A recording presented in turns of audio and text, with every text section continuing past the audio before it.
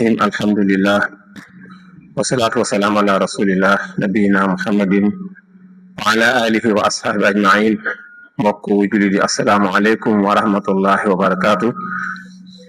Ni ko sunu mbokk alimam Serigne Mor Sarr waxe déclaration bi moo jóge ci commission bi saytu weer wi